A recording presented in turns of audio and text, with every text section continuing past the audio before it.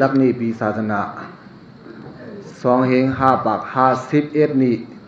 เลือนเก้าล่อง8คำเมื่อในวันไหนตีเนอสึงเดิงเมืองลาเซียวตีจ้องพรมเย็น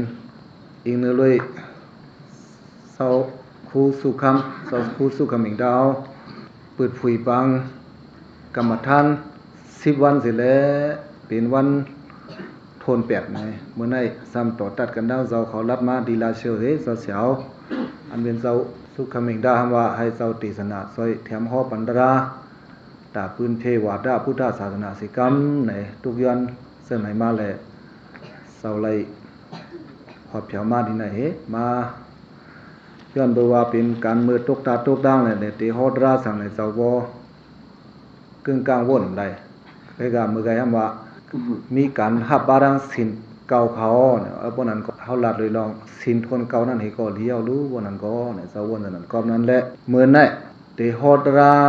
อันเฮาเตฮอนั่นตราอันเฮาเตฮอนั่นเฮาลัดเลยลองสินเก่าเนี่ยสินทนเก่าเซนนั่นเป็นลองสังลาเนี่ยลองเมตตาสหกเดนะเสดาสาสัพพบานาภูเตสุฟริตววิหารนังสมาธิยามิลองเอาเจ้าก็พากับด้วยเมตตาเสแลปืนเพ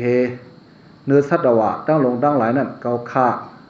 ซอกเตะกำบันเสแลเตอยู่เศร้ากว่าข้าอ้อนตีป่องมันโหย้องกันได้เนี่ยกำไนคำไนเฮาหาเสียดกะอ่อนกันลาดเลยลองเมตตาอ่อนกันถ่อมเลยลองเมตตาอันว่าเนี่ยมันเป็นน้ำใสโกนเฮาอีก่อน้ำใสในกายุดรานำราสองเบืองนั้นบ่ไหนเข้าป้านในนำราจะหุ่นหักหันตัวหันหางมันเลยเป็นน้ำใสอ่อนเมียวหนึ่งนำราเนี่ยเป็นน้ำใสในการน้ำใสนั้นก็ซ้ำขึ้นมามีแถมน้ำใสทานอันลีแหละอันห้อว่ากุศลแหละซ้ำน้ำใสอันอัมลีนั้นซ้ำเป็นอากุศลในนั้นมันเข้าป้านในน้ำใสลีเป็นใสอันลีอันทอดอันเมียดเป็นอันมีกาขันเดว่าอิงเนื้อเลยลองเมตตาได้สิพรหลีมันพุทธเจ้าเนไว้มี11ข้อนั้นกวนเฮายีก็ผู้เราพาสิมว่าเพราะว่ามีสเมตตาสิเลยอยู่เศร้าบ่ไหนซึ่งสุขังสุปฏิสุขังปฏิปุสติไหนซึ่งไหนซากว่าแก่นเจ้าฮอไว้มีอันนั้นมีดินละลาในมือต่างสังขารนาปอกทนนึงนั่นไหนเศร้ามหากัสสปะเขาเจ้าอ่อนหูน้ำนาเสร็จแล้วเก็บหอมตอมสู้ไว้มีไว้กระดินอังกุตระนิกายา11ข้อกระดินั้นขอเรื่องสุดเมตตาอันว่าเนี่ยเพราะว่าเจ้าเก่าเพเตือนมาเฮ็ดให้สเมตตานั้นมาอ่องถังไว้ตีมาโหเจ้าเก่าอยู่เสๆเพราะในสิ่งก้นก็น่ะสังเสริฐว่าอิงเนรวยลองเพเตือนเมตตานั้นเสร็จแล้วสูตรศาสตร์ในปานในอำไลมากญาณโพญาณกว่าในก็ตึกดีว่าเส้นกรรมสุดมุนกว่านั้นเมตตานั้นบ่ไหนก็สร้างฮอดถึงไรที่เมืองสางอากนิธาพุ่นก่อนพุทธเจ้าว่าไว้ขนาดหนึ่งปันคอมันขนาดหนึ่งอันย่อยๆย้ำๆมันปัตต11ข้อปัตต10ข้อนั้นก็มีแท้นั่นข้อเรื่องสุดอุดริอปฏิวิสันโดปรมาโลกุปโกอุดริตระสั้นสูงอันเป็นมากญาณโพญานั้นอปฏิวิสันโดสังเสริฐว่าอัมปองแสงเลี้ยงเสริฐอัมไปไล่มากญาณโพญานั้นก็ปรมาโลกุปโกอิงเนื้อเลยมีสเมตตานั่นสิสเมตตานั่นเตตึดหนอม2-3เจ้าก็ฮอดถึงกว่าอะไรที่เมืองสางเนี่ยเขียนจะว่าไว้ซึ่งนั่นน่ะปันคอมันไว้ซึ่งนั่นน่ะเมตตามันพรดีมันใหญ่กว้างและสังเสริฐว่าตึกมีอยู่ในเมืองกวนนั่นไหนก็ซ้ำเป็นเสื้อแท้ล่ะเนี่ยสุขังสุปฏิเมื่อนอนก็ไหลนอนดีลีงามๆอำไหลนอนอังนอนห้องนอนเพชรซึ่งในซากว่ามันเป็นไรสุขังปฏิปุสติเมื่อตื่นมาก็ไหลตื่นตั้งหลีตั้งงามตานอนซื่นปัง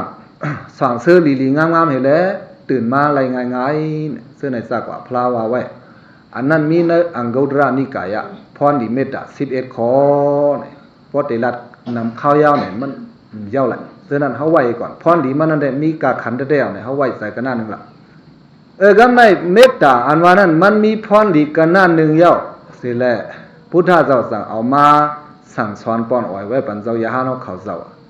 เจ้ายาเนาเขาเจ้าเมื่อตึกอยู่เศร้ากว่ามาไปในวันในสน ตีหนึ่งเลยตีหนึ่งนั่นมังปอกมังแล้วก็ไล่หบทบญาตั้งอย่าผืดคำเสออันนั้นอีกเนื้อลอยปื้นเม็ดด่าสุกเฮเลเจ้าย้อนหลัดอีกหนึ่งลองเม็ดด่าในพุทธะเจ้าห่อไว้ตั้งนำตั้งหลายในการตั้งนำตั้งหลายนั้นมังปุกมังโหก็มีในอังโกดรานิกายะมังปุกมังโหก็มีในเขาเดกานิกายะอิติโวเดกะเนี่ยก็มีนั่นก็มีก็นั้นแหละปืนนั้นโหนึงปอหนึ่งเจ้ายาหาเนาะเขาเจ้าเข้าว่าเข้ากำเย้าให้แล้วกว่าอยู่เศร้าเนื้อเถื่อนตีหนึ่งเหตุการเพเดิน กรรมฐานอันกึ่งแลบเขาเจ้านั่นเขาเจ้าหับห้องเอาตำดีพระเป็นเจ้าเสียกว่าเพเดินเม็ดเอากับเพเดินภาวนาเวกาพองเจ้ายาหาเนาะเขาเจ้าเพียวกว่าเฮเลกว่าเฮ็ดจ้องสังข้ามันอยู่หิมต้นไม้ต้นดอกเนื้อเถื่อนลงตีหนึ่งนั่นแหละผีเขาอันเป็นรุกขธาเทวดาอันว่านั่นผีอันอยู่ซ่องต้นไม้ต้นดอกอยู่ห่มปื้นลิ้นเมืองโกนก้วยนั่นก็อันนั้นเป็นทางนั้นเลยรุกขธาเทวดาวะผีอันอยู่เศร้าซ่องต้นไม้ต้นดอกเขาจะในก็ปัวเจ้ายาหันเขาจะเพียวไม้คำอยู่ไรเฮ็ดสังแลมอยู่ไรล่ะเนี่ยเจ้ายาหันเขาจะนั้นมีมุนมีศีลมีกรรมมีพงมีเหตุมีอูศีลในก็สิกขาบท2 บาท27ซ้ำแทงการนั้นเขาเจ้าพึกกรรมของนั่นก็มันจะเรียกว่าการกว่าเพศเดินกิเลสเฮ็ดให้ฮุกให้มันจะเป็นการตาเฮ็ดการตาภาวนากรรมฐานอานาปานสติสากว่าเท่านั้นย้อนนั้นเลยเพราะว่าเจ้าญาณเขาเจ้าเพียวกว่าที่นั่นก็คำอยู่ไรเสื้อต้นไม้ต้นดอกอันเขายำอยู่ว่าเท่านั้นก็คำอยู่ไรเพราะคำอยู่ไรก็เขาทบตั้งหยาบพืชทบตั้งหยาบพืชดันแล้วล่ะในนั้นอัตถกถาว่าไว้สัมโพไลตื้นหนองสองสานเอาไปแขนละมือลูกล่างกลางเตาเขาจะเลยไปกว่าแมบซอกแมบเสียงตีเย้าตีหนึ่งเลยว่ะทางว่าเจ้าญาณเขาเตมือวันไรก็มือทางว่าเตมือวันไรก็มือไหนว่าเพราะว่าเขาเจ้ามือวันไหนก็ผีซะไหนสลัมมาเฮ็ดสังหลังเนี่ยในกลางใจตัวเจ้าญาณเขาเจ้ากลางคำมาในปันเสียงลิบเสียงเยาห้องแสนเสียงลิบเสียงเยานั่นเหตุการณ์หนึ่งอันนี้เฮ็ดให้มันลักไหลหูซ้ำแทงปันไอตูไอเมนเฮาเจ้ายาหันเขาซ้ำป้อมอยู่ไรอันนั้นซ้ำเฮ็ดให้มันสุขสักสายคุณังเจ้ายาหันเขาเจ้าอันเขาเจ้าเตเลยด้วยต้องอานาปานสติอันว่านั้นก็เป็นหยับผืดมาก็เพราะว่าเมนตูไอเมนตูเมนซาลงฉะนั้นผีเขาหาใส่เขาเฮาซ้ำป้อมอยู่ไรเนี่ยซ้ำแทงตอนตาเสกคู่ประสาทดาเขานั่นน่ะเพราะว่ารับสิ่งรับงูมาวันรับสิ่งวันแวนมาตันยาเนี่ยก็เนบันเขาเจ้าห้างอันอัมลีอัมลับเมียวอันดีโกลีกะลงซะนั่นซะก่ออิงเนอลอย3ลองได้ให้หลอกเขาเจ้าหลอกให้เขาโกนั่น1เสียงก็หลอกหันให้มาสุกสักหู2ไอดูไอเมนก็หาใส่ให้มาสุกสักคู่หลัง3มาในห้างพังบันให้เขาเจ้าบ่โกให้มาสุกสักสายดาเขาเจ้าเฮ็ดไหนแหละอยู่กว่าอยู่มาเจ้ายาหาเนาะเขาเจ้าก็อยู่ไรอ่ะเพราะว่าอยู่ไรในก็เติงปังอุโอกันในแหลกจังขึ้นเมื่อสู้ดำดีพระเปลี่ยนเจ้าเมื่อสู้ดำดีพระเปลี่ยนเจ้าสิว่ากะดินั้นมันสังถูกตาเฮาขาก็นั้นแหละเฮาไล่ค่ายนี้กว่าต่างที่ต่างอ้องให้แหละอยู่เศร้าสิกรรมขาเนี่ยขึ้นเมื่อเราหลัดพระเปลี่ยนเจ้าซั่นน่ะเพราะเมื่อเราหลัดพระเปลี่ยนเจ้าก็พระเปลี่ยนเจ้าซ้ำขึ้นว่าหังเขาเจ้ายาหันซั่นน่ะที่อยู่อันสังถูกตาสู่เจ้านั้นเฮาเข้มเดือตีนั้นมันมีอ่ะที่อยู่ให้มันสร้างถูกได้เฮามาหลอมด้วยเตเลยเป็นเรื่องอะไรอุดุยาสีอุดุก็รู้อุดุสัปปายะเพราะว่าอุดุสัปปายะมีเนี่ยมีอุดุอันว่าเนี่ยเพราะมันเป็นสัปปายะเพราะมันสร้างถูกเพราะไหนถึงไม่นาก็มดีกัดนาก็มดีเพราะไม่นาก็เหตุการณ์เสริมนิมไหลกัดนาก็เสริมนิมไหลก็นั้นให้มันบ่เป็นอุดุสัปปายะก็ดูโภชนาสัปปายะคำกินซ้อมทุ่งกินซ้อมก็ให้มันบ่ไหลง่ายๆลงๆนั่นก็รู้อาหารสัพพายะตั้งกินตั้งยำโภชนาสัพพายะก็ในอาวาสสัพพายะที่อยู่ด้านเสาในก็ให้มันก็เข้มแหลบเมื่อวิหาระเกี่ยวที่อยู่ด้านเสาอันว่าในโลลอดเลียดลอดผลลอดลมเสียมกาวันปันเมืองเมื่อเหลียวเปิ้นทำอ่อนกันเฮ็ดให้มันลอดป้าตั้งหินยุงหรือคนแมงปีกลายซากกว่ามีอ่อนสังคบสังกาบเนี่ยก็นั้นเลยอาวาสสัพพายะก็โลเตะๆพอที่เหตุการณ์ดีกุศลกันในปกลาสัพพายะพวกกูก้อนหนึ่งเลยก้อนหนึ่งเสาหนึ่งเลยเสาหนึ่งให้พอถูกหมอปอกว่ามันก็รู้กะดีนั้นในกับสัพพายะสะโพราสีข้ออันว่าให้มันสั่งถูกใน มันเต็มมีหมดเต็มหมดเต็มทนหมดได้พระเป็นเจ้าสั่งขึ้นว่าหังเขาเจ้าตีอยู่ให้มันสั่งถูกตาสู้เจ้าเหมือนหนังตีนั้นมันมีก็นั้นแหละสู้เจ้าขึ้นกว่าอยู่เศร้าตีนั้นเสียเหตุการณ์กุศลกะดีนั้นมันสั่งถูกตาสู้เจ้าให้เปิ้นหมดก้อยกะสู้เจ้าคัดใส่เพเตือนเมตตาปาแทงสิแลพระเป็นเจ้าปันกว่าเจ้าในแทงเมื่อเจ้าอันพุทธเจ้าปันกว่าภาวนากรรมฐานตาเขาเจ้าเพเตือนนั้นเรียบเตอัมปาเมตตาเตเป็นอานาปานสติห้าเนี่ยพระเบียนเจ้าเขาเจ้าปันกรรมฐานตาลูกน้องตะเปอันว่าเนี่ยด้วยเสกเขโกเนี่ยสริดาเนี่ยว่าความบาลีห้องว่าสริดานั้นสไรเนี่ยก็อ่อนกันว่าตั้งยามโกนเพราะว่าโกนเขาในเพราะว่ามันตัณหายากะอย่างมายเพราะเนี่ยก็พระเบียนเจ้าเขาเจ้าเอามรณานุสติกรรมฐานซะเนี่ยปัน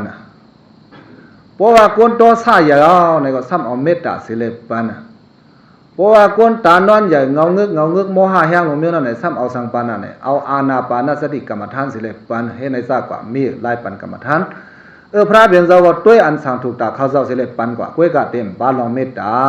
ในเพื่อสิว่าพระเบียนเจ้าสั่งสอนมันเขาเจ้าที่นั้นในพระเบียนเจ้าสั่งฮอปันลองเมตตากระนั้นเตสังกวาลาในกรณียมัทธกุสเลนะยันดาสันนัมปดาภิสเมสะเสื้อในซากกว่าเมตตาปุบะภากะปฏิปตาการลงหน้าตาได้เพเดินเมตตา15ข้อนั้นพระเป็นเจ้าสอนบรรยายดีงามเสียซ้ำให้ส่งเมตตา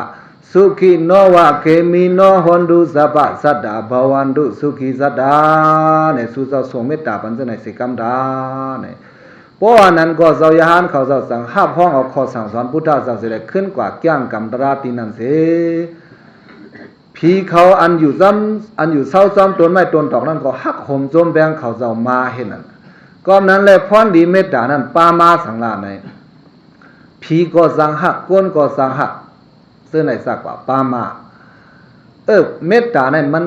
ปืนมันมีมาซึ่งนั้นก็นั้นแหละปืนเมตตาสุขอันพระเป็นเจ้าฮอบันเจ้ายาหันเขาเจ้านั้นอิงเนื้อลอยผีให้ผีฮุบผีให้เสร็จแล้วไล่เอาเมตตาก้องไก่กับ10กันเสร็จแล้วซ้ำบ่โฮมกันเหตุการณ์กว่าอยู่หินกินซ้ำกันกว่าไล่ดีนั้นพรดีเมตตาถึงกะหืออันว่านั้นให้แต่กล่าวเขาปองใจสิกรรมก็นั้นแหละเพราะว่าเขาเจ้าเพเดินเมตตามันก็สั่งอยู่เศร้าซ้ำกันไล่ตั้งผีซะนั่นเห็นแล้วสืบเหตุการณ์ภาวนากู้สู่เขาเจ้ากว่าและซ้ำบ่ถึงดีฮอดมาฮอดถูกกว่าเนี่ยปืนมันมีมาซึ่งนั้นก็นั้นแหละเมตตาอันว่านั้นอันแต่กล่าวเขาหับห้องเอาเฮ็ดศีลเก่าเมตตาสหกตินะอันว่าในนั้นมันมีมาซึ่งนั้นก็ในเมตตาอันว่าเนี่ย มันเข้าดังตื้อตาอีสังได้ล่ะเนี่ยพอมาด้วยเป็นเงางาการกู้โสดังหลวงเนี่ยก็ว่าไล่ในการกู้โสนั้นบุญญากริยาไล่เหตุการกู้โสมี10ปาในการไล่เหตุการกู้โส10ปานั้น1ดานะลองหลู่ลองดานตาเดหลู่ดานเปสิโคของเอาโคของสุนโดเจ้าก่อเสร็จตอนยืนปันเปิ้นกว่านั้นน่ะพร้อมมีสเมตตาเนี่ยเฮ็ดไหลเนี่ยว่าไหลฮัดกำเหลวอันเฮาเอาตั้งกินตั้งย่ำอ่อนตอนบันเปิ้นยืนบันเปิ้นแมงบันเปิ้นกว่าอันว่านั้นเฮาใครเฮาเปิ้นไล่กินหลีใครเฮาเปิ้นอายุยืนยาวเสื้อในซากกว่าสังเร่งเปิ้นไหลอันเหตุการณ์ด่านหน้านั้นก็มันปาเมตตากำในอันกำศีลในก็ตอนนั้นนั่นก็ศีลศีล5เส้นปานาติปาตาเวรามณีเขาค้างเงื่องเวเลยลองข้าซักเอาใส่เปิ้นตายที่เขาค้างเงื่องเวเลยลองลักหลายโคเปิ้นที่เขาในเสื้อในป้ออัมมิสเมตตาในศีลมันไหลเวกาป้อมิสเมตตาบ่ในถึงศีลอันว่าศีล5เส้นนั้นตาภาพของก็มันถึงมีในตัวไว้กำเดียวตาภาพของเพราะว่ามีเมตตาพังไว้ที่มโหสถเศร้าเก่ายาวบ่เนี่ยถึงศีล5เส้นนั้นอันเตมันไหลในมีสังละเนี่ยกึดกันสุราเมริยาเมียวหรือกว่าสเมตตาอันว่าเนี่ยมันเป็นสเมียวเหล่านั้นบ่เนี่ยถึงสอันคาเฮเปิ้นลีนั่นหิดาการะบวติลักขณาเมตตาอัตถกระเสียอัตถกระว่าไว้เมตตาอันว่าเนี่ยเป็นน้ำสเมียวอันคาเฮเปิ้นลี เขาเฮ็ดพรดีบันเบิดฮิดาการะฮิดาเนี่ยพรดีบันเบิดเสือเสนั้นเพราะว่ามีไว้ตีมาหูเสือเจ้าก็บ่นี่ก็ตาเตเหียมเบิ่นตายก็เป็นไรง่ายๆตาเตลักโคหลายเบิ่นก็เฮ็ดไรมุสาวาทะเป็ดเลียนเบิ่นให้ก็สร้างเป็นไรกาเมสุอันว่าเดยะลุนาเฮินเพิ่นกินเบิ่นมันก็สร้างเป็นไรเนี่ยก็นั้นแหละในกาศีล5เส้นนั้นเพราะว่ามีเมตตาบ่เนี่ยตา4เส้นเนี่ยมันดึงมันกึมไว้กำเดียวย่อก็จันอันเป็นสุราเมรียนั่นแหละห้ามตาปาไหลเอาเมตตาสิห้ามมันไหลๆเป็นกว่าเส้นนั้นแบบกำไนเสริมเมตตาอันว่านั้นมันเป็นน้ำเสริมเมียวอันเคหเปื้อนขึ้นอย่างมาสูงซ้ำแทงมันเป็นเงางาการดีกู้สุดดังลงเนี่ยเจ้าอันไหนเจ้าย้อนว่าแทงตีหนึ่งพมาด้วยเวียวซากู้สุลุมลาปอดเทาเมเกเจ้ายานสังขารสระจะเป็นเสนซากว่าอันลุมลาก้อนหนึ่งเลยก้อนหนึ่งเท่านั้นเป็นเสริมเมตตาหนึ่งเก่าเพราะมีเสริมเมตตาเนี่ยมันเคลุมลาเปิดเพราะว่ามีเสริมเมตตาในสังกวยสังเคลุมลาเปิดใส่เคลุมลาเปิดว่าในเปิดมีตั้งหยาบผืดสังก็เขาก็หาซอยนั่นเคยไล่น้ำมันในก็เต็กน้ำปานนี้เขาไล่เข้าในก็หาเข้ามาปานนี้กินเหย้าในก็ล่างหวานมันปานนี้จะในซากกว่าความปาลีห้องว่าเวียวซาเวียวซามันก็เป็นตอนเหตุการณ์กู้โสมเมียวหนึ่งนั่นก็ว่าตอนลองอันเหตุการณ์เวียวซากู้โสนั่นก็ป้อมปามเมตตาเนี่ยมันเหตุไหลเนี่ยซึ่งในซากกว่าก็นั้นแหละเจ้าเขาว่าเมตตาเนี่ยมันเข้าดังตื้อตาตันหลายๆเนี่ยมันเป็นเงาหงาการกู้โสตั้งนำตั้งหลายเด้เนี่ยกรณีนั้นเข้าตะการนิกายที่หนึ่งพุทธสวาไว้เหตุการณ์ด่านหน้าเนี่ยตา16ปุนสีดาก็ไปตันเพเตินเมตตาภาวนาไล่หนึ่งปูกรณีนั้นพุทธสวาไว้สนัยความข้อหนึ่งเฮ็ดสังไรเป้ว่าฮัดเป็นดันนั่นล่ะเนี่ยเจ้าเขาขึ้นมาหาด้วยตีปองมันว่าไรเตะๆกำเดียวก็สังไรเป็นนั่นล่ะเนี่ยก็เปว่าเมตตาเนี่ยเหตุการณ์ด่านหน้าก็มันปากำเดียวนั่นน่ะการศีลาก็ปาการเวสาก็ปาเพราะว่าปาเมตตาเนี่ยมันเฮ็ดไหลการฐานะน่ะเป็นกว่าเส้นนั้นศีลาก็จังมันไหลก็เพราะว่ามันเป็นเงาหงาการกุศลเนี่ยซ้ำแทงเมตตาเนี่ยเข้าดังตื้อด่าอีสังล่ะเนี่ยเป็นภาวนาตระเพราะว่าเอาทรัพย์เสและเพเตือนบ่ได้ถึงสัพเพสัตตาอเวราหนตุอภยาปัจจาหนตุอนิกาหนตุสุขีอัตตานัมปริหรันตุเนี่ยพอเพเตือนเมตตานังในเสลอยู่เศร้าบ่ได้จึงอันนั้นมันเป็นภาวนากุศลเมียวหนึ่งภาวนากรรมฐานเนี่ยสมถะกรรมฐานนั้นทั้งหมดทั้งสิ้นมี40ในการ40นั้นลองเพเตือนเมตตาเนี่ยก็ปากข้อหนึ่งเป็นภาวนาเมื่อไกตะกาเอาเขาซ้ำอ่อนกันห้าพ้องเอาเฮ็ดศีลศีลานั่นก็เอาเขาเนื้อสลางศีลเสร็จย่างกรรมก็ทำไรป้าเนี่ยก็การศีลได้ก็มันจะตาเนื่องเวรมันจะเวรมณีมันเป็นสังนั้นสมาธิยามิเป็นในกับเป็ดเอามาซับใส่เสร็จเอามาพังไว้ที่มโหสถเจ้าก็เสร็จลูกเพเตือนตาเสียนิ้วนั่นก็ตอนนึงซ้ำแทงพอมาหลอมด้วยปารมี10เบิ่ง10บาเนี่ยก็เข้าบ้านเมตตาปารมีเพราะว่าปารมี10บาบ่ไหนจึงปารมีเข้าบ้าป้าหนึ่งบ่ไหนก็มันปองว่าปารมีนั้นมันเป็นการเมียวอันเฮ็ดให้ต่อถึงเป็นพระไลเพราะว่าสร้างปารมีบ่ไหนจึงเตลัยมี10บาปารมี10บานั้นเข้าบ้าเมตตาปารมีอันว่าในซ้ำเป็นการเมียวอันเพราะว่าเฮ็ดบ่ไหนจึงมันเป็นการอันขึ้นกุ้มซอยเซามันให้บ่ต่อถึงเป็นพระกว่าไลเพราะว่าในเมืองโกนเนี่ยเป็นพระไลบ่ไหนก็การย่อยการย่ำอ่อนอันว่าเป็นเจ้าเมียเป็นเจ้ายาหันตาเจ้านั้นเจ้าไหนเนี่ยบ่ละสังสั้นอันสูงเลอเปิ้นที่สุดในการภาษาพุทธเจ้าหันถึงไว้นั่นได้พระอันเป็นสัมมาสัมพุทธะเนี่ยสั้นสูงเลอเปิ้นสุดเวกาอันสั้นสูงเลอเปิ้นสุดนั้นก็อันจังเฮ็ดให้ยุคให้บ่ขึ้นเป็นพระมาเนี่ยก็ปาเมตตาข้อหนึ่งในหัตถกะโยกีเอาเขาทั้งหมดทั้งสิ้นปองใส่สิกำในซ้ำเมื่อไงในลัดนี่ก็เมตตาไหนเป็นเงาหงากุศลตั้งนำทั้งหลายสองมาไหนเป็นภาวนากุศลก็เป็นไหลสามมาซ้ำเป็นเมตตาปารมีเนี่ยเอาเฮ็ดปารมีเสทับสร้างก็เป็นไหล ซ้ำแทงนั้นบังกลาดรา38ข้อนั่นคันดีซะโซวาสดาสาวคันดีในลองเยื่อนกันในก็มันก็เป็นน้ำกัดเมตตาอันหนึ่งนั่นเก่าลองขึ้นอย่ามาสูงพุทธเจ้าห่อไว้38ข้อนั้นเมตตาเนี่ยให้ว่าให้ขอได้มีเว้ยกับอันว่าคันดีในนั้นก็มันเป็นเมตตานั่นเก่าเพราะว่าคันดีในตัวตรามันเดเลยเอาน้ำใส่เมตตาอาดอซากไว้นั่นเก่าใส่เมตตาอันนั้นก็มันเป็นลองขึ้นอย่ามาสูงในเพราะว่าใครยุคเขาทานเจ้าก็ขึ้นอย่ามาสูงในก้นยีก้อนเนี่ยเดเลยพึกให้มีน้ำใส่เมตตาเตๆว่าเนี่ยก็ดีนั่นตราหูนั้นเขาหาเสียกาเดเลยป่องเส้นนั้นเลยกำในเขาสมาด้วยขึ้นแทงรายการอันพุทธเจ้าก่อสร้างศาสนาเตตั้งศาสนามาเลยเกี่ยนเจ้าทบญาดังหยาบผึดบางปอกบางไรก็เปิ้นเซ่เปิ้นซ้อมบางตีบางไรก็เปิ้นยองเปิ้นอ้ำอันว่านิ่งหน้าประสานหน้าอันว่าในนั้นแล้วก็ทำลง8 ปึงนั่นพิงผ้า8 ปึงอันว่านั่นพุทธเจ้าญามาตั้งนำดังหลายในกาอันพุทธเจ้าญามาตั้งนำดังหลายนั่นเกี่ยนเจ้าขึ้นมาด้วยขึ้นปืนเจ้าเนี่ยอันเจ้าอ่องป้นมานั่นปามามีไว้ว่าข้างหลังเนี่ยอ่อง8 ปึงเนี่ยมีในกาอ่อง8 ปึงนั่นพวกมาขึ้นด้วยเนี่ยเอาสังให้อ่องกว่าลายละเนี่ยเอาตราสิอ่องกว่าในก็มีเมื่อนางแกนเจ้าอ่องมานัดอ่องอาลาวกาเส้นนั้นซากว่าปาไว้ในกาตั้งนำดังหลายอ่อง8 ปึงในกา8 ปึงนั้นอันเอาเมตตาสิเลยอ่องนั่นมันมีไว้นำสิเบิ่นมนหมด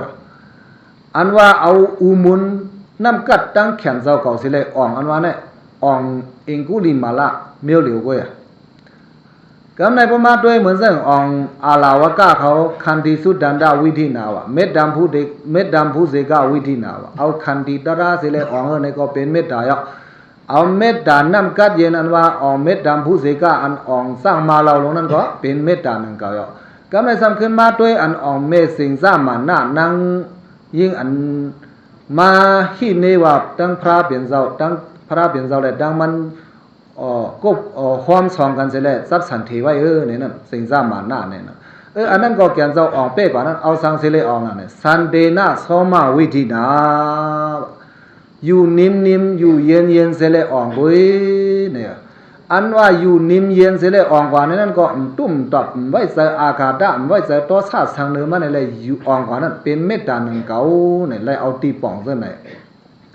ก็นั้นแหละเมตตาเนี่ยมันเข้าตั้งตื้อเตวาวาเนี่ยให้ตะกะยอกี่เขาตั้งบทตั้งเสียงป่องเสียและ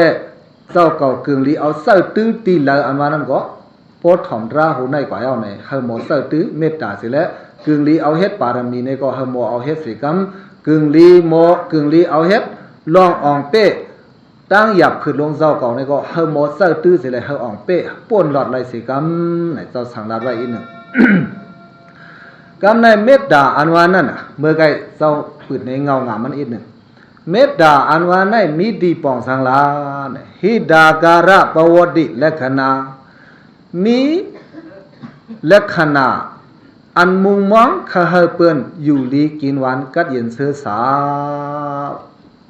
วันไหนเพราะว่ามีเสริมเมตตาเพราะไหนซึ่งเหตุการณ์ตาหน้าตั้งหลูก็แก่เจ้าเขามาหลอมด้วยไล่เหตุการณ์ดานาภูริกนเมียสัพปุริสดานาเนี่ยมีหาข้อหนึ่งสัทธายะดานามเทติเตเลไว้ใส่สัทธาเสเลยหลุดานข้อหนึ่งสักเกจามดานามเทติเตเลนับยำเสเลยหลุดานข้อดานหนึ่งกาเลนะดานามเทติเตเลมอลูฮเมียนข้าวยามันอีกก็เปิงหนึ่งแทงข้อทวนสีมาทำว่าอนุกหิดาเซโดดานัมเทติเตเลไว้ใส่ขยุกยองหองยอสวยแถมเปิ้นเสเลยหลู่ในก็ปาแทงคอทนหามาทำว่าละอัดดานินซะปรินซะอนุบหิสะดานัมเทติเนี่ยรายการอันพระเป็นเจ้าเขาเจ้าเกียกพอเฮาได้เหตุการณ์ตาหน้าตั้งหลู่นั้นคอทนหานั้นซ้ำว่าอย่าไปเตอตัวเก่าอย่าไปตุ้มเตอเปิ้นปองว่าอย่าไปย่องตัวเก่าเสเลยอย่าไปเสเนเต็กต่ำเปิ้นเสเลยหลู่กว่าโยโย่ตานอย่าไปให้มันเตอเผอเนี่ย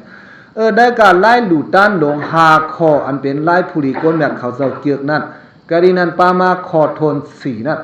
อนุกหิดาเซโด มีเสเคยยุกยองหองยอสวยแถมสิเลยหลู่อันว่าในนั้นมันบอกว่ามีเสเมตตาสิเลยหลู่ป้าเนี่ยมีเสเมตตาสิเลยหลู่อันว่าเนี่ยเพราะว่าเฮาดูเขานำตั้งกินก็เฮามันอิงเนอเลยเขานำตั้งกินอันเก่าหลู่ต้านในสิเลยกินย่ำเสียเฮามันสืบอายุยืนยาวเข้าหึงหลอดเพชรหลอดนานกว่าสักกรรมเลยดาเนี่ยไว้เสเมตตาอันเสไหนป้าสังว่าเป็นเครื่องนุ่งตั้งไว้ตีอยู่ด้านเสาไหนก็ให้มันปึงอิงเอาโคนนุ่งตั้งไว้ตีอยู่ด้านเสาอันเก่าเลยหลุดด้านปันมันได้เสียแล้วให้เลยอยู่งามช้ำสากว่าวันตาเมื่อหน้าเหตุการณ์หนังเสหนังข้อมันสักกรรมโดยดาวเพราะว่านั้นเพราะไหนซึ่งบอกว่าเขามีน้ำใสเคยยุกยองเปิดอันน้ำใสเคยยุกยองเปิดนั่นมันน้ำกว่าคัดขวางกันดังคอแล้วล่ะเนี่ยน้ำใสเคยเต็กต่ำเปิดมุงมองพรดีเนื้อเปิดเสียเลยหลุมใสในนั่นเหตุการณ์ด่านหน้าตั้งหลูในเพราะว่าเป็นภูมิเมื่อก้นเรื่องเขาไล่อันภูมิเมื่อก้นเรื่องเขาหลูนั่นแหละพระเป็นเจ้าสัมวาสังหลังเนี่ยมุงมองพรดีตีเปื่อนเสเลยหลูเพราะเขาหลูปันมันอันไหนยาวก็ไหนมันติปันเขาอันนั่นเขาขลายมุงมองพรดีตีมันอันนั่นนี่แหละเขาสั่งหลูปันมันอันไหนอันตั้งหันโหเฮงมันไอ้สั่งก็เสียงโหปากมันคำเสียงโหปากมันไหลเส้นนั่นเมียวนั่นไล่นั่นปองว่าจะไล่ผู้ดีคนแบบเขาจะรู้ก็นั้นแหละเมตตาอันวานได้มันเป็นเหตุการณ์ฐานะตั้งอยู่ก็ป้ามันอันวานได้เป็นนั่นก็นั้นแหละเมตตาเนี่ยมันเป็นน้ำใสอันมุงมองใครเปิ้นอยู่ดีกัดเย็นเชื้อสาอำเสตาตัวเก่าเนี่ยเพราะว่านั้นมาเนี่ยเมตตาเนี่ยมันทำมีสังแทงละเนี่ยมันมีอันพามันเลยได้เสียเพกันนั่นอันพามันนั้นเป็นสังละเนี่ยเสตันนาเสตันนาโลภะลงนั่นเสตันนาโลภะนี่ก็เป็นนั่นนั่นเก่ามังปองมังละได้อาสาหังคาเฮเปิ้นได้กินได้ยามให้ซอยแถมเปิ้นนั่นเก่ากวยกับปอมาหาด้วยน้ำตอนพรดีมันได้มันอันคาเลยดีเปิ้นสิมันจังกัดซอยเปิ้นเมียวนั่นเสตันนานั่นพอเตปิ่นความได้บ่ไหนตันนาไหนก็อ่อนกันเสตื้อว่าฮักในกวยนั่นเก่าเมตตาอันว่าในนั้นก็เตเลยเสตื้อว่าฮักในกวยนั่นเก่าก้อยกาฮักต่อฮักหนังกันได้ข้อความสองข้อได้ตีปองคาข้อเสียงเดียวกันในเฮาตีปองมันบ่เปิ้งอันนั้นแต่ละเฮ็ดให้เสียเพลาบ่ไหนถึงเสเมตตานั้นเป็นตาเปิ้นขึ้นอย่างเมื่อสูงเสตนานั้นเป็นตาสุนโดไล่สามไล่ป่วยเป็นกว่าเส้นนั้นไล่หันตีปองเปียกกันกันนั่นและขนาดมัน เมตตาเนี่ยมันโหยอดที่สุดนั่นเป็นน้ำใสอันใครเฮเปิ้นได้อยู่ดีกินหวานเนี่ยมาล้อมด้วยข้อส่งเมตตาเนื้อภายปาลีก็ล้อมด้วยแหละสุขีโนวะเขมีโนหนดูสัพพสัตตากาเป็นสัตวะดังเสียงดังลงเสนันสุขีโนลองมีตัวใส่สองเปิ้นกัดเย็นซ้ำก็หนดูเฮเป็นเสียงสีกำเลยดาก็เป็นสัตวะดังเสียงดังลงเฮมีตัวจะสองเปิงกัดเย็นสักกำเลยดาสุขีโนวะเคมีโนหนดูสัพพสัตตาภวันดูแทงตีหนึ่งสัมมาสังลาเนี่ยสัพเพสัตตาก็เป็นสัตวะดังลงดังหลายนั้นอาเวดาหนดูอย่าไปให้มีเขียนสักกำเลยดาอาเปียเบสาหนดูอย่าไปให้มีดังหุกสักกำเลยดาอันนี้กาหนดูอย่าไปให้มีดังไม่เสสักกรรมเลยดาสุขีอาดานัมปริหารันดุเฮยุกยองห้องหามอตูเก่าให้แลก็เดียนเสือสากว่าวันดามือนาสักกรรมเลยดาเนี่ยสี่ข้อสะโพดรามเมตตาเนี่ยมันกว่าจังนั้นใครให้เพิ่นอยู่ลีกินวันก็เดียนเสือสาเนี่ยนั่นเป็นเมตตาเสร็จเมตตาอันปอมันซ้ำเป็นตัณหาเป็นตาเศร้าเก่าไล่สามไล่ป่วยซะนั่นกำในเมตตานั้นมันมีและขนาดเส้นนั้นเนี่ยเพราะว่ามีเมตตามาเนี่ยก้นยีก้อนนั้นซ้ำเตเฮ็ดสังลาเนี่ยฮิตุปะสหาระรัสสาเพราะว่าก้นยีก้อนเนี่ยมันมีเสเมตตาเตอมิเสเมตตาเตเนี่ยคอทัดสังมันแทงคอหนึ่งอัตถกราซ้ำขึ้นไม่ว่าไว้ก้นเฮาในเพราะมีเสเมตตาเนี่ยมันสั่งเฮ็ดบันพรดีที่เปิ้นเปิ้นมีดังหยับผึดเสื้อหือก็ซอยเกซอยลีดปันซอยแถมมันเปิ้นเฮาเปิ้นบ่อะไรอยู่งามชามสากว่านั่นน่ะฮิดูปะสหาระฮิดะอุปสหาระสร้างซอยแถมมันเปิ้นเพราะว่ามีเมตตา เพราะว่านั้นก็เขาหลุดบ่ปองซันเขาอยู่ในเมืองก็เนี่ยก็มีเมตตาเนื้อสัวเป็นนั้นเป็นนี่อะไรใกล้ๆเลยนี่น่ะก็ก็เซอเตอำเซอเตอันว่าเขาได้เลยเอาสังทัดล่ะเขาจะเลยเอาสังแตกด้วยล่ะเขาได้เลยเอาสังหิวสังด้วยให้บ่ฮู้ล่ะบ่ได้สิล้อมด้วยคออันทนสองน่ะฮิดูบะสหราจองมันยามซอยเพิ่นนังคือเพิ่นได้เลยอยู่งามชามสานั่นจองมันซอยลาดปันจองมันซอยแถมปันการปิสีสีเบิงเสเบิงเบิงจองมันยามดูยามซอยกายกรรมเมตตาอันมีสิติตวงสองมียามมือเพิ่นตกตาตกดังในซอยยุกยองห้องหามปันเสสามเสเบิงจองมันยามเฮ็ดวสีกรรมเมตตาเฮาเพิ่นบ่ได้อยู่งามชามสากว่าจองมันนั่นจองมันซอยลาดซอยจาปันเสปอกเนี่ยรูทัดเอาซะในทัดด้วยฮิตุปาสังหาระแทงคอนึกอัตถกราเสียสัมวาสังแทงไหนอากาดวินยปดัฏฐานาอากาดวินยปิสุปฐานาเพราะว่ามีสเมตตาบ่ไหนสิเสอากาดเสมุมซาเปียงสังหลงนั่นก็มันสังเต็กเต็งเป็ดให้บ่หายลายหายหลอกกว่าเป็นเช่นนั้นสเมตตาเพราะว่ามีสเมตตาพังไว้ที่มโหสยาวบ่ไหนสิอากาดเสมุมซาเปียงสังหลงอันเจ้าเก่ายังไว้เนื้อเปิ้นสีก็นั่นบ่ไหนสิเอาหายลายหายหลอกกว่าวินยเนี่ยมันสั่งยาพยักเป็ดเมตตานั้นกำในเฮามาหลอมโดยขอคัดขวางเมตตาเนี่ยเป็นตัวสร้างนั่นกำในตัวสร้างนั้นซ้ำเคยยากเคยพยักให้เปิ้นลูกแล้วตกซุ่มเมตตาซ้ำเคยซอยแถมให้เปิ้นขึ้นอย่างมาสูงกว่ากันซะนั่นกำในเพราะว่ามีเสเมตตาไว้บ่ได้จึงสะพอดราอันอยู่เลยตัวสร้างเมื่อนังเสอิสาวะเสมัชริยาวะฉะนั้นมันหายลายหายหลอกกว่าหังมันเคยกำเดียว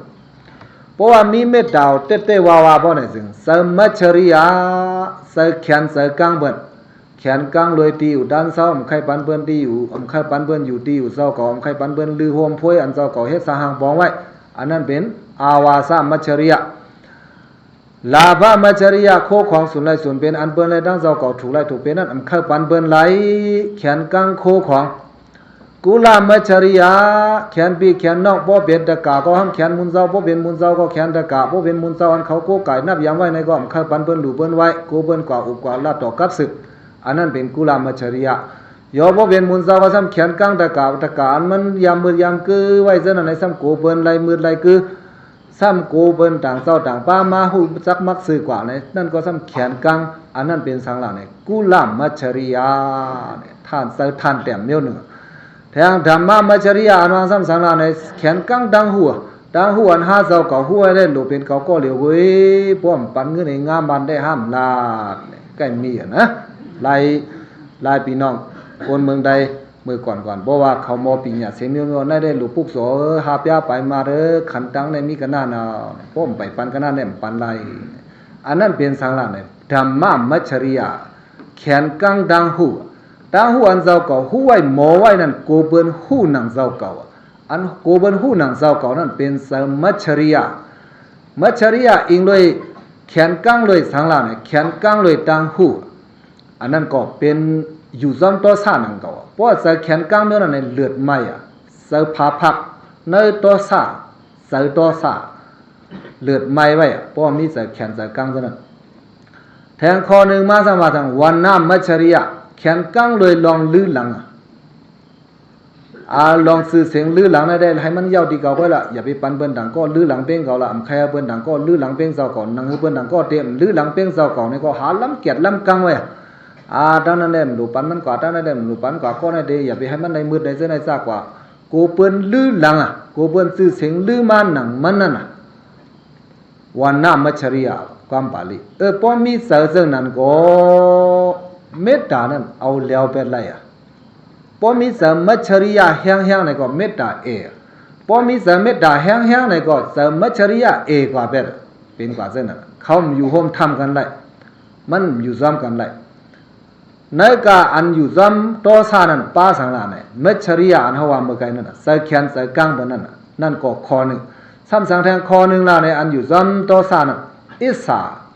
เปิ้นแก่เลยเจ้าก็ยอมหับเลยอันว่ามันแก่มันแขนในเปิ้นในมันหมออามเลยมันเป็นโหมส้มซ้ำเลยมันเป็นเสมุดิดาเลย อันมันเป็นเสมุติดานั้นมันเป็นเสสังหลังไหนมันเป็นเส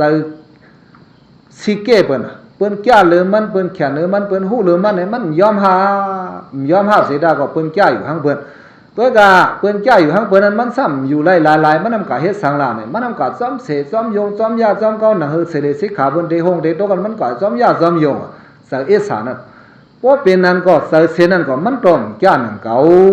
เนี่ยนังฮือเลยเสเสนั้นเดเลยหายกว่านั้นเดเลยเฮ็ดกันเนี่ยลูกเพเติ้นเมตตานำก็นั้นแหละนกะเสเลยน้ำเส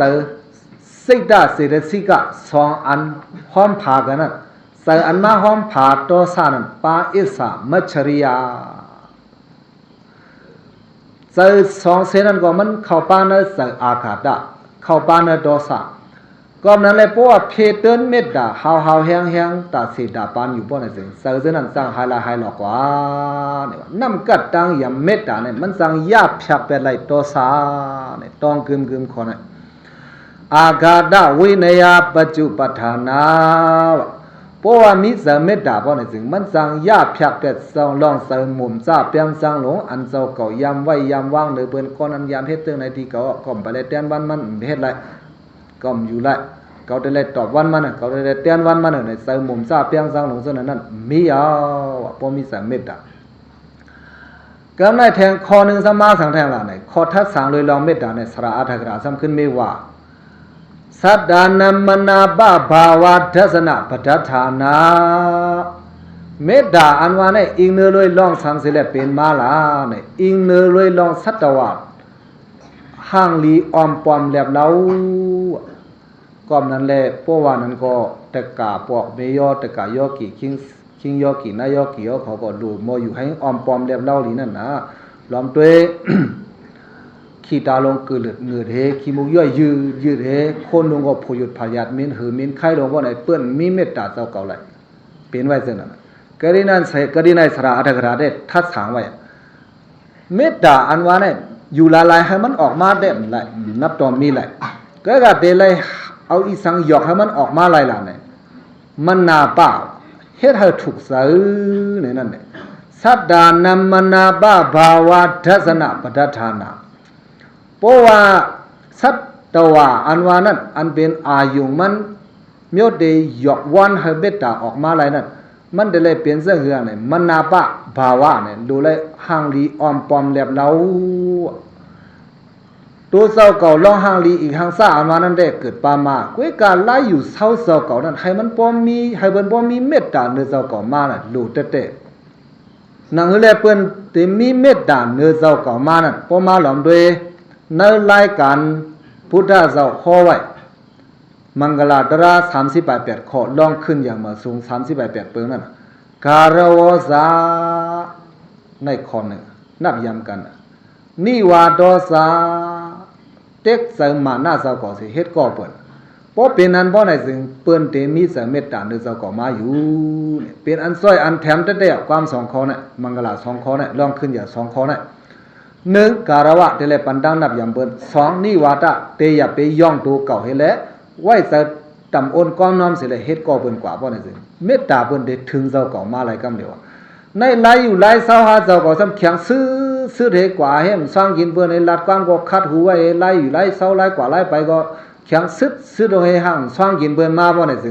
เมตตาเปิ้นอันเดซื้อมาสู่เจ้าเก่านั้นมีหลายย้อมกว่าเป็ดเป็นกว่าซึ่งนั่นก็นั้นแหละมันนาปะภาวะอันว่าเนี่ยมันโลมกะหือนางหือได้เปิ้นได้มีเสเมตตาเนื้อเจ้าเก่าอันว่านั้นเฮาโลมอยู่มอเซาให้มันบ่เป็นมันนาปะภาวะให้มันบ่เข้มแบบนั้นเฮาโลมกะหืออันว่านั้นแต่ก็เอาเขาถ่อมออกของได้สิเฮาหมออยู่เซากว่าเฮามีเมตตาเนื้อกันใหญ่ๆกว้างๆกำใน เมตตาอันว่าเนี่ยเสียอัตถกราทัศสังในสะโพธราศีข้อนั้นกำนั้นเมตตาอันว่าในเพราะว่ามันมีบ่ไหนสิผู้เตรียมลิกเตรียมลายเขาซ้ำเอาอีสังเนืองไว้ล่ะเอาน้ำกัดน้ำเย็นอ่อนเนืองไว้เพราะว่าเมตตาบ่ไหนสิในความปาลีก็เมตตำเนี่ยเป็นเมตตานั่นน่ะผู้เสกะเนี่ยหยอดน้ำกัดอ่อนหยอดน้ำเย็นอ่อน1เย็นน่ะ1หยอดนั่นน่ะเมตตาน้ำกัดเย็นเนี่ย เม็ดดำผู้เสกะวิธีนาจิดาวามุนิงโดในสระผู้เต็มอองแปดเปิงอันเต็มอองแปดเปิงไว้นั่นเม็ดดาเนี่ยมันเป็นน้ำกัดเย็นเม็ดดาเป็นน้ำกัดเย็นบ่ในก็แต่เขาได้เลยว่นป่องเสือซึ่งแทงละเพราะว่ากว่ามาหือไรใครในต้องไม่น้ำมาบ่ในสิ่งเพราะมันยาน้ำกัดน้ำเย็นอ่อนบ่ในสิ่งส่องใส่เสื้อเนาะเป็นนั้นไว้และพวกเขากว่าต่างที่สีแลนกว่า6,000เปิ้นนี่แหละเปิ้นหับห่มส้มตอนเฮาไว้เสริมเม็ดตาลหรือเฮาบ่ในก็ส่องใส่เฮาเสื้อก็กำในซ้ำขึ้นเมถ้าสางมาสู่ตัวเก่าพอเปิ้นมาดีเจ้าเก่าเลยให้เปิ้นบ่ได้ใส่เสื้อนั้นเฮาซ้ำติเลยเฮ็ดจังล่ะโลไว้เสริมเม็ดตาเนื้อเปิ้นของเขานั่นนะลาดความก็ให้บ่ปาขอความเมตตาไล่อยู่ไล่เศร้าก็ให้บ่ปาห่างผางเมตตาไล่เฮ็ดไล่สร้างก็ให้บ่ปาห่างผางเมตตามังบ่มังเลยเฮ็ดตั้งกินเลี้ยงเปิ้นได้เฮ็ดเลี้ยงเอาแขกมาเว้ยกะอันเฮ็ดเลี้ยงเปิ้นนั้นได้ยามดอดไล่เวมดอดไล่สิเลยเฮ็ดอ่ะก็บ่มาเฮ็ดก็ตุ้มตอกเฮ็ดหันบ่มอกุงกางๆลงก็บ่ได้ซึ่งไล่เฮ็ดสร้างห่างปองเจ้าก่อนนั้นมันปาเมตตาเนี่ยไล่ฮู้แสงแรงซึ่งนั้นมาป้อมปาเมตตาสิเลยตำคืนตำคันเฮ็ดเลี้ยงเปิ้นก็อันได้รับตาหน้าตั้งดูซะก่อนนั้นเสริมเสือไหลมันเป็นเม็ดดำผู้สิกะมันเป็นเมตตาน้ำกัดเย็นไอ้ปองซะซึ่งนั้นและเมตตาน้ำกัดเย็นอันว่านั้นซ้ำขึ้นเหมือนสังเอาซ้ำขึ้นเป็นหือแทงล่ะเนี่ยแต่ก็เอาเขาซ้ำขึ้นวนด้วยล่ะเนื้อลอยมือพองข้าวแห้งมีน้ำเป็นหือไว้ล่ะ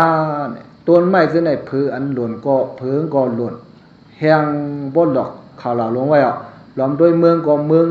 โมมืดกลุ่มสุ่มปิ้งตะเรื่องลงไว้อ่ะล้อมด้วยต้นไม้ในก็แห้งเพิงก็แห้งเพิงก็หล่นแล้วเห็นกาไผใหม่ว่าในแห้งเถิดในเสื้อใส่ไหลเนาะเป็นที่อันเสื้อใส่ลงไว้ล้อมด้วยเถินห้วยต้นลอยกอบสังเลยเป็นนั้นกว่าล่ะเนี่ยมันมีน้ำทัดน้ำมาเพราะว่าฝนตกบัดยาวไหนก็ผือขึ้นโป่งมาหุ่นมาเนี่ยฝนอันตกมาก็เป็นน้ำกล้วยหนึ่งเก่านะเพราะว่าตีอันมีน้ำนั้นไหลหันเผือซ้ำเขียวซ้ำดีไว้เขียวลีไว้มูหมากลีไว้เพิงก็โป้งลีไว้เป็นไว้จังนั้นในเมืองโกนเฮาในก็ตอนนั้นนั่นเก่าอิงเนอเลยจ้องหนึ่งหลังก็ตอนนั้นอิงเนอเลยเฮิรนหนึ่งหลังก็ตอนนั้นเพราะว่าเฮิรนนั่นเพราะว่าเขามีเสริมเมตตาต่อกันนี่แหละอยู่ห้อมซ้อมกินกันก็ลัดต่อกันก็อิงเนอเลยเสริมเมตตาเฮ็ดการโฮมกันก็เฮ็ดเลยเสริมเมตตาเพราะนั่นจึงเฮิรนหลังนั้นแต่เลยหันซึมไว้ให้แลนากีตาวันต่อกันจ้องหนึ่งหลังก็ซ้ำตอนนั้นนั่นเก่าเพราะว่าเขาเมื่อกว่าเลยหันเศร้าเขาถูกหมอปอความกันไว้ล้อมด้วยลูกน้องตะเป้ก็มีเสือเขาลุ่มลาสระก็มีเสือเขาด้วยถึงเนื้อลูกน้องตะเป้บ่ไหนซึ่งอันนั้นเกี่ยวเหล่านั้นเตเฮืองเบื้องเสือเหมาสูงกว่าเตวาวายเปื้อนไล่สอนหันสอนด้วยเนี่ยก็เป็นตั้งเสื้อเสือซ้อมเขาสไว้เนี่ยกอบสังละเนี่ยมีถาดเมตตาไว้เนิ่มมันเนาะก้อมนั้นถาดเมตตาอันว่าเนี่ยเปื้อนเอาเตกแตกเนืองน้ำกัดเย็นอันว่านั้นก็มันก็เสือเตวาวาเนี่ยให้บ่ป่องเสือเสียตีเลยเฮียงเหิดมีเสริมเมตตาก็กระดินันเดเฮียงเหิดเด้เพราะว่ามีเสริมเมตตาในกันก็นโลกาลงเนี่ยเตนุ่มมูมุนหลีเหเตเลยลองกัดเย็นเสื้อสากว่าเนี่ยอันนี้ฮาวาเสียกาลุมอปองเสือกำในเมตตาอันว่าเนี่ยเพราะว่ามันมีเพราะไหนสิมันเป็นลองขึ้นอย่างมาสูงยาวเพราะไหนก็เขาก็ซ้ำนังหือเลยเขาได้ขึ้นอย่างมาสูงกว่าเพราะไหนสิอันนี้เขาหลุดอ่อนกันเพเตือนเมตตาคัดใส่หมอเขาเพเตือนเมตตาเนื้อกาลายความส่งเมตตาแล้วลายปืนเพเมตตาอันพุทธเจ้าสอนไว้นั่นเนื้อเมตตาสุขอันมีดีเนื้อสุขด้านนิพพานนั่นสุขีโนวะเคมีโนหอนดูสัพพะสัตตะบากาเป็นสัตวะดังลงดังลายเฮยมีตัวจะสองเบิ่งกัดเย็นเสือสาสกรรมเลยดาเนี่ยกันได้หนึ่งก้อยข้อเร็วสุขีโนวะเฮยมีตัวจะสองเบิ่งกัดเย็นเกิดกรีนันปฏิสัมบิดามกานันกรีนันซ้ำขึ้นเนไว้สังลาเนี่ยกรีนันนั้นเนบันไล่ส่งเมตตาปกกู12 เมลเนี่ยเสกเลย10 นามเมืองให้แหละปกกู12ก็1ก็ซ้ำส่งบันเมตตา4 ข้อ1อเวราหนดุ2อภยาปัสสาหนดุ3อนิกาหนดุ4สุขีอัตตานัมปริหรันดุ ความส่งเมตตาสี่ข้อก็ดีนั่นเนี่ยไว้นักการสี่ข้อนั้นสามารถให้ส่งสู่สัพเพสัตตากาเป็นสัตวะดังเสเนี่ยในลายหนึ่งนั่นลายส่งเมตตาตีหนึ่งเขาส่งลายเลยก็ส่งเขาเอาลายอันมาในปฏิสัมพิธาเมื่อการนั้นให้เลยส่งก็ลีเขาเอามาในลายอันมาในสุดานิพพานนั้นเสเลยส่งก็ลีแต่เอาลายเลยเสเลยส่งก็ลีเอาความปาลีเสเลยส่งนายเมตตาก็ลีเอาความได้เสเลยส่งนายเมตตาก็ลีเปิงลงในโลกคัดสะให้ตัวเจ้าก็มีเมตตาเนื้อเปิ้นดังลงดังหลายนั่นอันยำเสเปิ้นที่สุดก็ดีในเมตตานั้นเขาได้เลยเอากึกกับซับตัวซับหางเขากูมือกูวันเจ้าเขาได้ขว่าซึ่งไหนเขามาหลอมด้วยเมืองนางปักหน้าพระเพียงเจ้าในว่าสัพเพสัตตาอาเวราหนดุอัพยาปัจจาหนดุเสียงอย่าเสียงลงว่าเต็ดๆตื่นๆกำเลยว่าเพราะว่าผัดเข่งพระกว่าเอาสมว่ายุ่งคบก็ตบปั๊บเสยบางพอมาเลยยุ่งคบเอาเปิ้นบ่วินกว่าหางเปิ้นเอาเขาซ้ำไปเยาตึกก่อนลำโตเสนอกลางหาวนเอาสองคอนสองมือลำโตป้อหม้อปั๊บก็มีบ่ได้ถึงปองว่าเมตตาหานั้นเป็นอันตลอดซับซบมือภายหน้าเข่งพระบุยไปเสริมเมตตาอันกึกกับตีมโหสถเนี่ยเป็นได้ซึ่งนั้นเจ้าเขาได้ปองซึ่งนั้นเมตตาอันพระเป็นเจ้าว่าใครเอาเฮ็ดภาวนานั้นมันใจซึ่งนั้นตัวรู้ไล่เอากึกกับตีมโหสถเจ้าของสิแลก็เป็นสัตวะตั้งลงตั้งหลายให้มีตัวใจซองเพิ่นกัดเย็นเสือศาสิกรรมอันว่าไหนกว่าซ้อมดาซ้อมดังก็ว่าไล่อยู่นั่งอยู่ที่เก่าที่เร็วเสียเลยว่าก็ไล่นอนอยู่ให้ก็ว่าไล่ล้อมด้วยดินเมตตาสุขนั้นว่าไว้น่ะเถิดังสรัมนิสิโนวาเสียโนยาวาตัสสะวิดามิโตเมตตาภาวนาอันว่าไหนเถิดังสุขเสียเลยส่งเมตตาก็ไล่สรัมไปกว่าซ้อมดาซ้อมดังเสียส่งเมตตาก็ไล่นิสิโนวานั่งเสเลยส่งเมตตาก็ไล่สยานโนวานอนนี่เลยส่งเมตตาก็ไล่เนี่ยง่ายว่าง่ายในการภาวนาอันเฮ็ดง่ายเหลือเพิ่นให้เป็นเมตตาภาวนาสุขสันต์สุขสิส่งเมตตาก็ไล่เจ้าอย่างหันเสียเจ้าหลวงป้าเนี่ยเพราะว่าถึงกลางในมาเนี่ยสู้ให้เลยส่งเมตตาเพราะว่าไว้หน้ากาตาออกปุระทิมายาทิสายะเอามือเจ้าสิเฮปุระทิมายาทิสายะสัพเพสัตตาอเวราหนตุอัพยาปัจจาหนตุอนิกาหนตุสุขิอัดานัมปริหารันตุ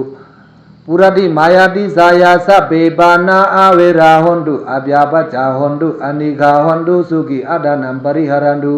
เนี่ย40 8กรรมว่ากว่าตานาตั้งออกพอนาตั้งออกยาวซ้ำขึ้นไหวนาสุรังโตปัจฉิมายาทิสายาสัพเพสัตตาอเวราหนตุในซากว่าสัพสายดังนารังโต40 8ข้อหนึ่งนาใน40 8ข้อเนี่ยทั้งหมดดังสิ่งเมตตา5 8 28เนี่ยยังอ่านข้อนั้นเนี่ยจะส่งเมตตาอันนั้นคือว่าที่สุดได้ก็ส่งเมตตานั่นน่ะอำรู้ว่าก้อมกามือมีปนาเข่งพระเป็นเจ้าเวเมื่อกว่าซ้อมดาซ้อมดังเมื่อขี่รถขี่ก้าเนี่ยก็ส่งเมตตาไล่อยู่อันว่านั้นล้อมด้วยดีเมตตาสุขอันพุทธเจ้าสอนไว้นั่นทิฏฐังสรัมนิสิโนวาเสยโนยาวาตัสสะวิดามิโทเนี่ยโซ่ไปเงามึงนอนรับนั่นส่งไล่อยู่ตาเสวะก็นั้นในมือเขาขี่รถขี่ก้ากว่าซ้อมดาซ้อมดังไปนั่นเถิดนั่นคือก็เลยก็ลิเอาเมตตาอ่อนซับบักโหใจเศร้าเก่าไอ้กว่าญาซ้อมดาซ้อมดังในก็หันแค่มันยุ่มันต้นไม้ต้นต่อข้างตามีไว้กลางตากลางตาในก็อย่าไปให้เสกก้อนมาขี้เลือดขี้เหลี่ยงตุ่มไม่ปอดไม่อันไหนอะไรยุเอาปอดไม่วืดแปดพอวืดแปดในก็สัพเพสัตตาอเวราหนตุอินเลยเขาเอาปอดไม่อันไหนวืดแปดในให้สัตวะดังหลงเพราะอะไรอยู่งามช้ำสากว่าซ้ำรายการงานอันเก่าเฮ็ดสหางปองในสีกรรมเลยดาเนี่ยทรงเมตตาปัญจอมเท่านั้นไล่ตาเสก้อนนั้นแหละเมตตาอันว่าเนี่ยมันอำเลือกตีเลือกเขาทรงไล่ตาเสพุทธสวาซึ่งไหนทิฏฐังสรัมนิสิโนวะเกิดในสมาธิไล่ส่งเมตตาได้มันนำนั่นน่ะอันมาในสุดานิปัตอันสวาเมื่อไงนั่นเกิดในธรรมาวาสังลาเนี่ยสุขีโนวะเคมีโนหนตุสัพพสัตตาภวันตุสุขิสัตตาเยเกสิปานาพุทธติตสาวาทาวราวาก็เป็นสัตวะเศร้าอันโมกูก็เลยสังนั่นก็ให้อยู่งามช้ำสากว่าท ทาวราวาเศร้าอันโมกูนั่นก็เลยสาวนั่นก็ให้อยู่งามช้ำสากว่าสักกรรมเลยดาเนี่ยปะเยเกซีปานาพุทธติตาสาวาเนี่ยสัตวาสะอันโมตุกเสืออันโมกูโมเฮนั่นเหมือนเรื่องปังใต้อ่อนเขาสังเขาเส้นไหนเพราะว่ายินเสียงผือไม่อันตุกโคเค่เนี่ยเขาโกมากำเดียวตุกเสืออันนั้นอันหันกับตาเขาเลยง่ายๆเวกาอันจะยังสู้ปังใต้สิเลส่งยังสู้ฟาลาเนี่ยในกะหลายการร้านพระเบียนเจ้าสั่งสอนไว้นั่นเพราะว่าแก้งคำสอนนั่นเลยสั้นมันสูงกว่าเบียนเจ้ายาหันตาเลยตั้งเจ้าอนากรรมนั่นเขาเจ้าปักเป็นไรตัวสาเพราะว่าเอาแห้งภาวนาเขาเจ้าปักเป็นไรตัวสายาวมีตัวสายาวเพราะเนี่ยเสืออันกูบนั่นมีมาในกะเสืออันโมกูบนั่นเนี่ยเป็นเสืออนากรรมเขาเจ้าเลยตั้งเจ้ายาหันตาเขาเจ้าทางก็ว่าสังสีเนี่ยมันโมกูบนเขาจะได้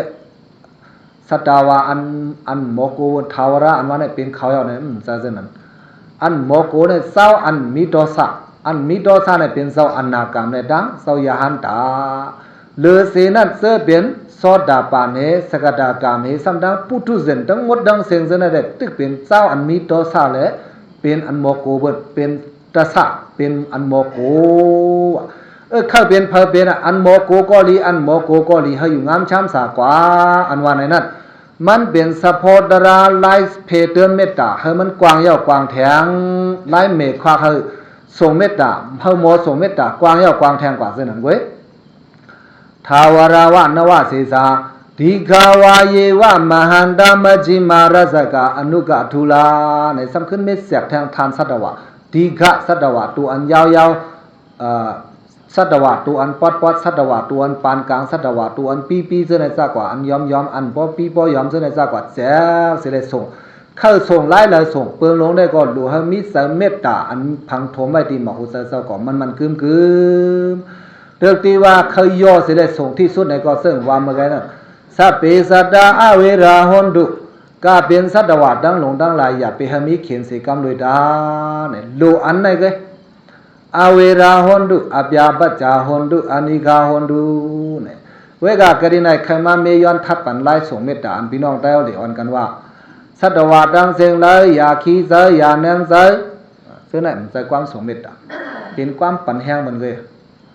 เพราะว่าความส่งเมตตาเต้ๆมันเลยว่าซึ่งนั้นอย่าไปให้มีดังขี้เสยอย่าให้มีดังเนื่องเสยหรือเลยมุงมองพรดีตาเปิ้นเลยอันว่าสัตวะดังเสียงเลยอย่าขี้เสยอย่าเนื่องเสยอันว่าซึ่งนั้นปองว่าเปิ้นสิก็มีดังขี้เสยมีดังเนื่องเสยอย่าไปขี้เสยเนี่ยปันแห้งเปิ้นกว่ากันนั่นนึงเว้ยมันไปใส่ความส่งเมตตาเนี่ยให้หมอปองซะซึ่งนั้นสิครับก่อนนั้นเลยพอได้ส่งเมตตาเนี่ยให้มันบ่ถึงตีลีนั่นกลางเสาเก่าได้ดูเป็นน้ำเสอันมุงมองข้าเฮเปิ้นลีกูลองขี่มาตุ้มเตยาเปิ้นนั่นสิเลยส่งดูเป็นซึ่งนั้นกันได้ป้อนั้นก็เลียอันนั้นได้เพราะว่าเพเตือนเมตตาซึ่งนั้นป้อไหนซึ่งน้ำตอนพรดีมันเมื่อนอนก็ไล่นอนลีเมื่อตื่นมาก็ไล่ตื่นลีเมื่อนอนก็อำไล่พันหันอันฮุกอันให้สองทวนสีมาในผีก็หมอหักทวนหามาในก้นก็หมอหักกันได้มูข้าวนโนวิปัสสิทธิก้นอันมีเสเมตตาเนื้อเปิ้นนั้นหน้าตาซื่นสั่งปังแรงลีอำสุ่มกุมงุ้มตันอำมีเสตอซาเพราะว่าหังนาตอซาเนี่ยนาเมตตาเนี่ยมันกว่ากันนาเมตตาอันว่าเนี่ยซื่นสั่งลงไว้ขาวใสลงไว้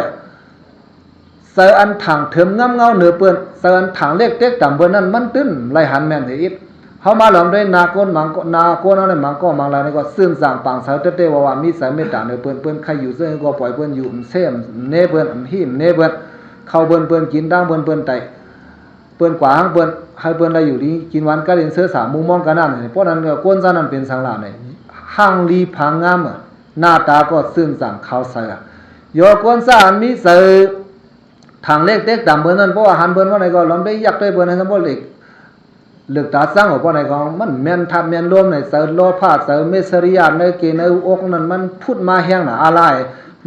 มาเนปันติหน้าตาเสานั่นกำเดียวพอเป็นนั้นมาบ่ได้สิเมตตามีเนี่ยเฮาจะเลยปองใจเส้นนั้นก็นั้นแหละนังหือแลสัมโพธิมีเสเมตตาเข้มแล้วมุขาวโนวิปัสสิทธิให้หน้าตาบ่ซื่นสั่งเขาใส่ลงไว้นั่นดูคัดใส่ให้มีเมตตาข้อเลื่อนสุดพรดีเมตตาอันว่าเมื่อไงนั่น สร้างหุบไหลตราสั้นสูงอันเป็นมากหยันผู้หยันสร้างว่าอำไรหุบไหลมากหยันผู้หยันก็สร้างไหลถึงเมืองสร้างให้และเป็นคุณสร้างกว่าเนี่ยนั่นพรดีมากเวกากำไรกรีในจอมย้อนขัดทัดสร้างในแทงคอนึงเมตตาในเฮาคาทรงอยู่เจ้าในอันห้างเปิ้นซ้ำอยู่ลีสังขารากึ่งลีถามคอไหนเนาะเพราะท่านว่าทรงเมตตาปันกันแลเปิ้นอยู่ลีตั้งวันตั้งเมืองบ่ไหนห้องยาว่าหมอยาว่าเจ้าในเฮาดำตับลูกโกลูกเศร้าขนาดไหนสร้างได้มีขอถามมาเจ้าไหนลองว่าเปิ้นอยู่ลีอยู่ลีนั่นมันใส่การกวนทรงเมตตาเปิ้นลงการกวนอันเดทรงเมตตานั้นหลวงมีน้ำใส่ข้าให้เปิ้นลีเมียวเหลียวเว้ยและทรงเมตตาสู้เปิ้นได้เปิ้นอยู่ลีกว่าในก็โดดซ้อมอยู่ลีก็ตับโดดขี้จะซ้อมเขาคาทรงเมตตาบันอยู่ไว้กับสัตว์วัดดังลงดังลายในหางเขาไปเขียนสร้างกันขาลากำของมังมาซ้อนนั้นกำมังเขาซ้อนในเป็นอะไรที่ขาลาในสร้างได้มาซะไหนเลยลองด้วยในห้องยาก็มังปองมังเลยซ้ำป้อมเข้ากูงเลยเอาเฮ็ดจังได๋เมตตาเฮาข้ามถึงตีลาเนี่ยอันนี้มันสปิสัตตกรรมสกาซึ่งว่านั่นน่ะลองเปิ้นลีลีลองเปิ้นทบขีทบขีนั่นมันใส่การเฮาเหยาเปิ้นลงได้เจ้าเก่าหลวงมีน้ำใส่ข้าเฮาเปิ้นลีอยู่ลีกินหวานกัดเย็นเสื้อสาสิเลยโสสังเสื้อว่าทัดเมตตาเจ้าเก่านั้นเฮาแฮงอิงเนื้อรวยศีละตั้งยามเจ้าเก่าก็ลีภาวนาเจ้าเก่าก็เฮียงว่าไหนก็เปิ้นได้หลอดเพหลอดหลังกอบเจ้าเก่าไล่อยู่เต้ๆให้หมอปองซะซั่นน่ะในสาจีซ้อมดาซ้อมดังหลอมด้วยหลุไล่เงินสายที่เปิ้นให้โพนเอาเงินสายตอดวันในกอกในถงให้อยู่ดีกินวันก็เรียนเสียสากว่าวันดามื้อนาสักกรรมเลยดาวไหนก็ว่าเมตตาเมียวนั่นแหละถึงดีไหลเนี่ยให้ตะกาโยกี่เขาทั้งหมดดังสิ่งปองสันสิกรรมหลอมด้วยเมตตากนย้อนเมียวนั่นกว่าเฮาว่านะเว้ก็เมตตากนย้อนวางทางเลขมันก็เฮาไล่ก็มันเนี่ยมันดูไรเงินน่ะนะพวกเพิ่นเอาเงินใส่ตอนวันยืนวันมันไอ้ก็มันส่งกับเดียวเมตตาเนี่ยเสร็จกาเสร็จโหสังอีแล้วว่าย่อว่าแท้คือยาวๆเว้ก็เมตตาเมียวนั้นมันอีเนื้อรวยศีละตั้งยามเขาสาริตาเขาสั้นสูงแล้วเฮาพอเฮาหลอดเพหลอดหลัดก็มันไหนมาก็เคยเป็นก็สร้างได้เป็นเฮเคยเป็นก็สร้างได้เป็นไรอยู่เนี่ยเฮาบ่ปองซะซั่นน่ะสิครับเว้ก็อันเฮาว่ามื้อไกนั่นแหละลองว่าเขาส่งเมตตาเลยเปิ้นอยู่ลีอยู่ลีอันว่าเนี่ยต้องรู้ตับรู้เอาใส่เสียเปิ้นลงได้รู้ให้เมตตานั้นมีดีมาหูเศร้าเก่าเสียเพราะว่ามาหูเศร้าเก่ามีเมตตาเกิดกับไว้ในก็ตาเศร้าเก่าเตอยู่เศร้ากว่าในเมืองกวนในมันเตเป็นอันห่างลีผางามตาเศร้าเก่าเฮ็ดก็เปิ้นกวนก้อนหนึ่งแลก้อนหนึ่งวันหนึ่งแลวันหนึ่งเมืองหนึ่งแลเมืองหนึ่งตีหนึ่งแลตีหนึ่งเส้นก็เตเป็นอันสางถูกกว่าตาเศร้าเก่าเตวาอันว่านั้นเฮาหมอปองซะสิแลให้ตะกายอกี่เขาทั้งหมดดังสิ่งหมอส่งนายเมตตากว่าวันตามื้อหน้าสิทับสร้างเมตตาปารมีสิแลให้ปารมีเสียวสูงกูเต็มดันฮอดถึงดีเยังอันหนังแปลงคลายเคยเป็นสื่อผาเฮงมันสักกรรมลุยดา